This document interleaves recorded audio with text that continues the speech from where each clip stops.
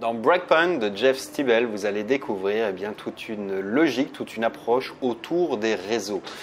Les réseaux, ils peuvent être biologiques, comme celui de notre cerveau, ils peuvent être sociaux, un peu comme les Facebook d'une version numérique, mais ils peuvent être également physiques ou numériques, comme l'est Internet.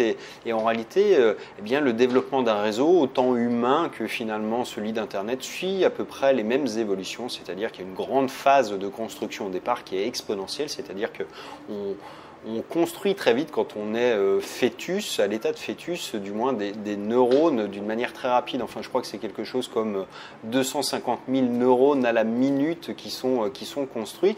C'est vrai qu'un réseau comme Internet, une croissance très rapide. Le deuxième stade, c'est une halte, une taille qui est une taille finale en réalité. Et puis la troisième étape, c'est une évolution vers quelque chose de plus qualitatif. Ça rejoint effectivement le fonctionnement du cerveau humain, et puis on peut l'appliquer aujourd'hui à Internet, qui va être placé devant un paradoxe qui est aujourd'hui d'arriver déjà à avoir une taille qui est démentielle, parce qu'il y a beaucoup trop d'informations presque sur Internet.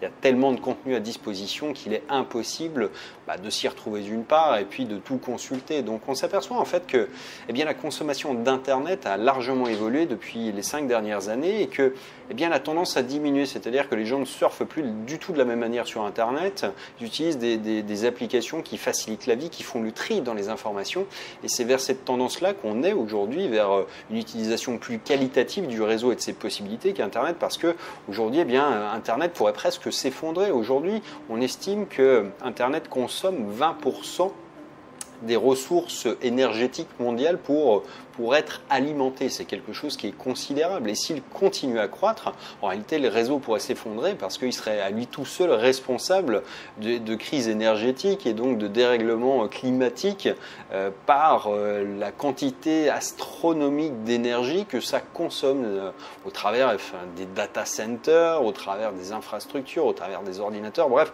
c'est vraiment quelque chose qui est à la fois tentaculaire mais qui est finalement assez fébrile si on n'y prend pas garde, et c'est pour ça qu'aujourd'hui le net va devenir de plus en plus qualitatif, parce qu'il doit s'adapter en fait à notre utilisation, à une utilisation qui ne peut pas être exhaustive du contenu, c'est plus possible. Et en réalité, les scientifiques, eux, commencent déjà à pencher à un rapprochement entre notre cerveau et Internet pour aller puiser directement de l'information à la source. Alors ça prendra diverses formes, ça arrivera tôt ou tard, c'est-à-dire qu'aujourd'hui on est habitué à faire des recherches à partir d'un smartphone, à partir d'un clavier, d'un ordinateur, mais demain ça pourra être par d'autres moyens, ça pourra être par peut-être la télépathie, ça pourra être par une connexion plus forte, c'est-à-dire l'implémentation, je ne sais pas, de puces. Google y travaille, je crois, directement dans notre cerveau pour pouvoir accéder à toute l'information. Et donc c'est vrai que c'est à la fois quelque chose qui relève aujourd'hui de la science-fiction, mais qui va être, encore une fois, quelque chose qui va arriver dans nos vies, qu'on soit pour, qu'on soit contre.